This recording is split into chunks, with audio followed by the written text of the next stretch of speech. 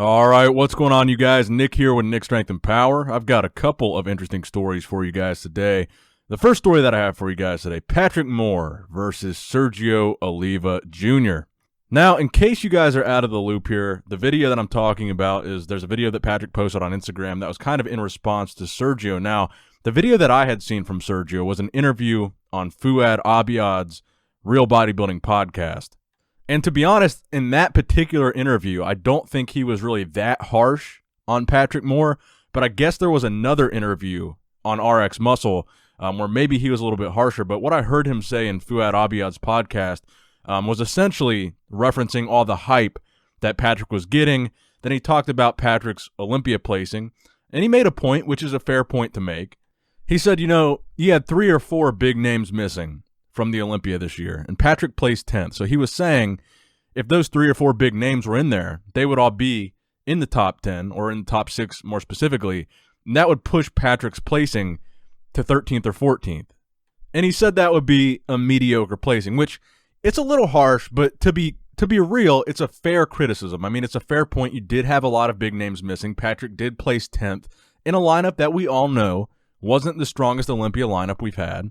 But he also gives Patrick a lot of props there, and he says, you know, Patrick has a bright future, he's got great potential, he's got great genetics, and he compliments him as well. So it wasn't really that harsh from what I saw. But basically, the general tone of the interview would suggest that Sergio is not necessarily on the Patrick Moore hype train. And he talks about the hype for Patrick Moore, kind of saying there's too much. In a roundabout way, he says the hype for Patrick going into the Arnold Classic is a little bit more than he would expect as far as Patrick's placing. He's basically saying he doesn't think Patrick would win or place as well as a lot of the hype would suggest, and he says that the hype essentially would be getting Patrick's hopes up a little too high, and then he would be devastated or disappointed if he does not place well or place how these people are predicting him to place. So it's a little bit of back and forth, but to be fair and to be completely honest, I don't think Sergio was bashing Patrick in any way. I mean, I think it was a little bit critical, but that's fine. I mean, we're critical of bodybuilders a lot. That's the nature of the sport. And Patrick responded on his Instagram. So I'm going to roll that video for you guys now. And this is what Patrick had to say. So I'm headed to work this morning, and on my way, I get sent an interview where a particular athlete seemed to be concerned with the Olympia last year and the placings and the people that were there, and making predictions on the show.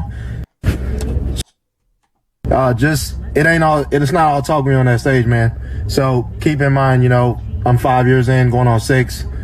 Ton of guys been here way, way longer. So all the would've, could've, what should have been if who was there, what would have, blah, blah, blah. It ain't all, man, just bring him on the stage. That's all that matters.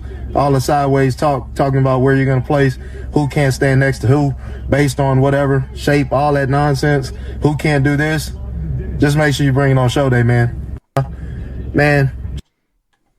They're never going to be anything. Yeah. And some people are just in this to build their resumes, build ebooks online, collect Olympia jumpsuits, and retire. And some of us actually want glory, and they want to change the sport, and they want to be able to say that they stood, you know, next to the best. And that's me. So I'm not even in this for the money or the accolades. I just want to be able to be my best. So I'm really excited. Yeah. The only thing that I still have a problem with is, and you still do it, and everyone does it, and I get it. Look, bodybuilding got really boring for a little bit, and it did. Yeah. And we keep saying these things like, Patrick got top 10, Akeem got top 10. If you add the 4 people that were missing, they got the same place that I did at the Olympia, which is last. You're 15th, you're last. It's the same place. And I get it. Like I said, it's so boring. So if you did a show where you said, oh, Bonak and Rami, back and forth, people aren't going to watch. And it is boring. But my God, can we please stop? They're never going to be. So yeah, in those clips, you get Patrick's response. Then towards the end there, they have a clip from the Sergio interview on RX Muscle, which I didn't see that interview. I saw the Fouad Abiad interview. And in that one, he does sound a little bit more critical, maybe a little bit more harsh, you could say. But like I said, you know, you got to look at it from a totally neutral standpoint. Sergio does have a point. I mean, if those names were in the Olympia, Patrick's placing probably would not have been top 10. But the fact of the matter is, those names were not at the Olympia, and Patrick was top 10. And Sergio kind of makes the suggestion that if we just talked about, Big Ramy versus Bonac, it wouldn't be as exciting. So kind of insinuating that we're throwing Patrick's name in there to maybe build some hype or excitement towards the show, that's a fair point. I mean, people would be kind of bored if the only conversation was Bonac versus Ramy. But to be fair, I don't think, like me, for example, I don't think I'm unjustly hyping up Patrick Moore, doing it for no reason. The reason why I'm so excited on Patrick Moore is because he brings something different to the stage. Am I saying that Patrick Moore is going to win the Olympia this year? No. Am I saying that he's going to sweep the Arnold Classic and win and beat Ramy and Bonac on his first try? I'm not saying that either. I'm hyping up Patrick, and I'm hyped about Patrick because he brings a completely different physique to the men's open stage. He has a smaller waist than almost anybody in men's open bodybuilding right now. He can hit a vacuum pose, which is something not a lot of men's open bodybuilders can say. And from a conditioning standpoint at the Olympia, he was easily one of the most conditioned guys on stage. It's a fact. And what is everybody criticizing about open bodybuilding right now? They're saying the conditioning's not there, the waists are too big, and they don't like the posing. Patrick has great conditioning, or had great conditioning at the Olympia. He's got a teeny tiny waist, and he can hit vacuum poses. So he answers all of the things that everybody seems to be so upset about with men's open bodybuilding, and that's why I'm excited about Patrick Moore. I'm not making an unrealistic prediction. I'll say it right now, I'm not predicting that Patrick is going to win the Arnold. I do, however, think that Patrick will be in the conversation for the top 6. But I also agree with Sergio. I think a big point of conversation should be the future of Patrick Moore. He has the genetics, he has the potential, he has the structure to have a great future once he makes the improvements he needs to make, and he knows what those improvements are. And I don't think anybody is saying Patrick is going to come in and destroy someone like Big Ramy or William Bonac. I'm not saying that. But what I am saying is you have a lot of names in this lineup that are established pro bodybuilders.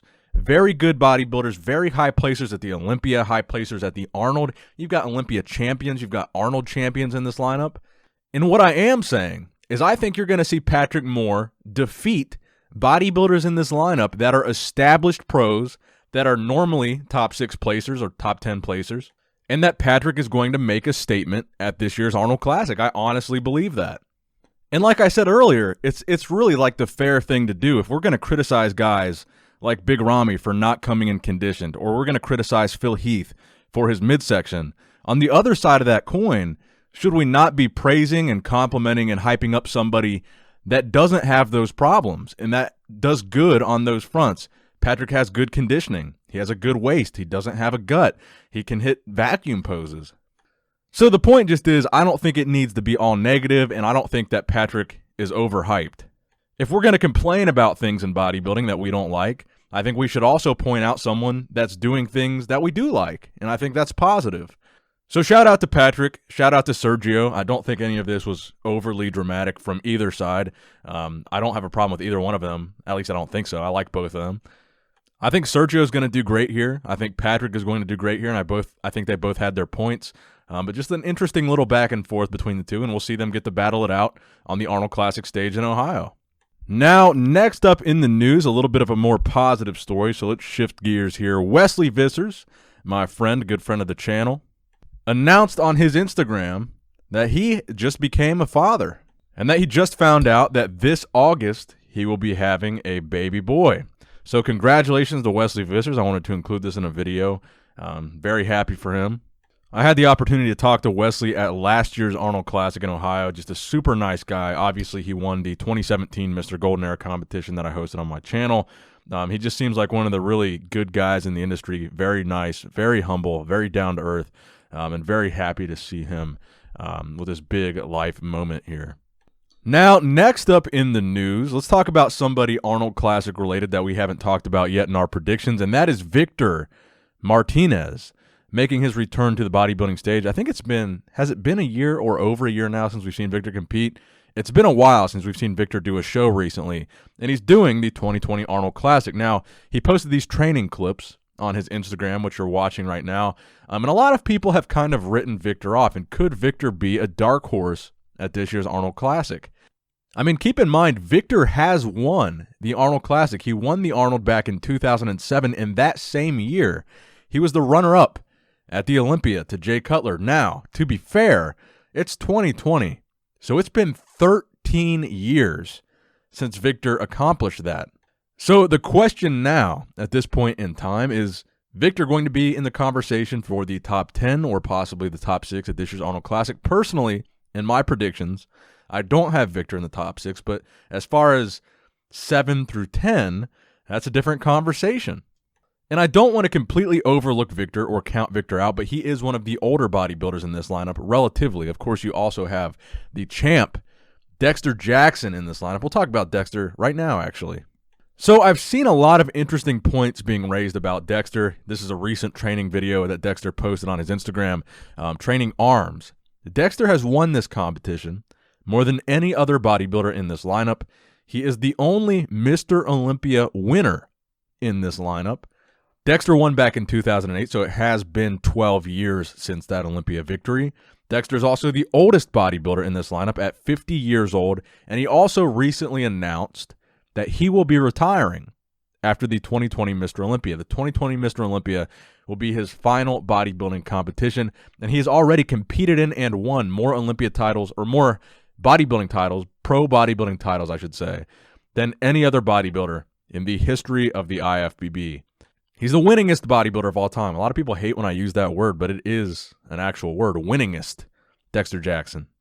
So the question is, where will Dexter fall in this stacked Arnold Classic lineup?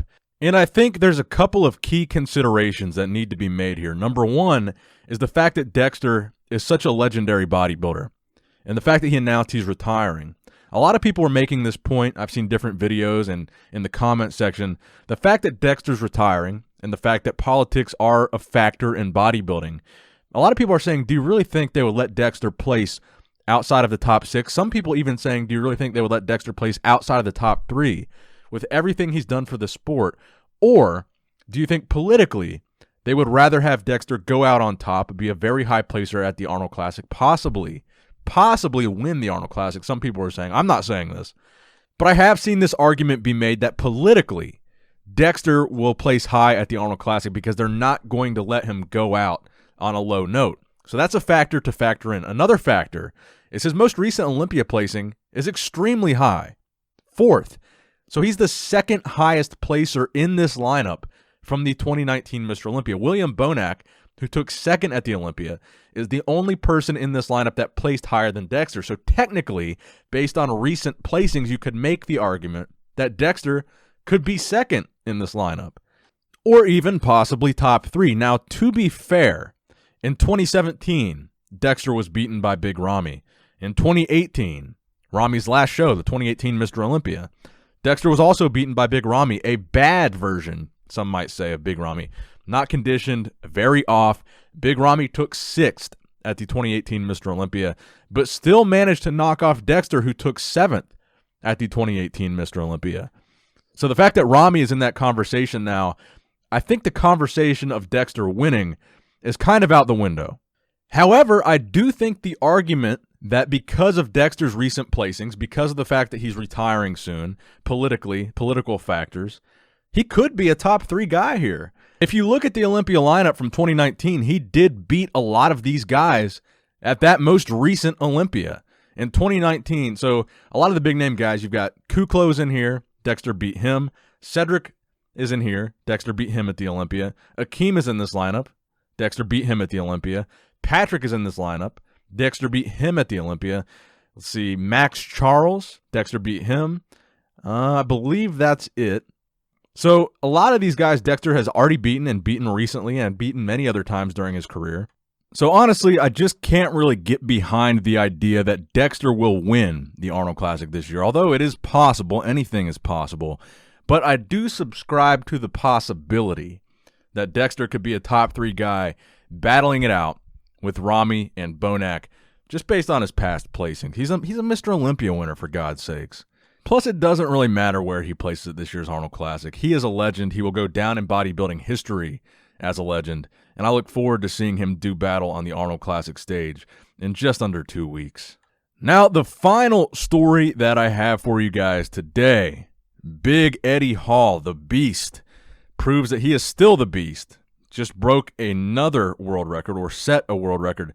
This time not in strongman, not in the deadlift, But unusually, in CrossFit, Eddie Hall finds himself in seemingly unfamiliar territory performing an Olympic lift of all lifts, the clean and jerk, in which the world record that he just broke, he lifted 61 kilograms, or 135 pounds for you Americans out there, for a total of 30 reps in 50.9 seconds. An absolutely incredible feat of strength from Eddie Hall, so shout out to the beast. Still breaking records and breaking hearts, and I know that made absolutely 0 sense. But that'll do it for today's video, guys. Please give this video a thumbs up if you did, in fact, enjoy it. And as always, please subscribe to this channel if you have not subscribed already. And finally, as always, Nick Strength and Power, signing out.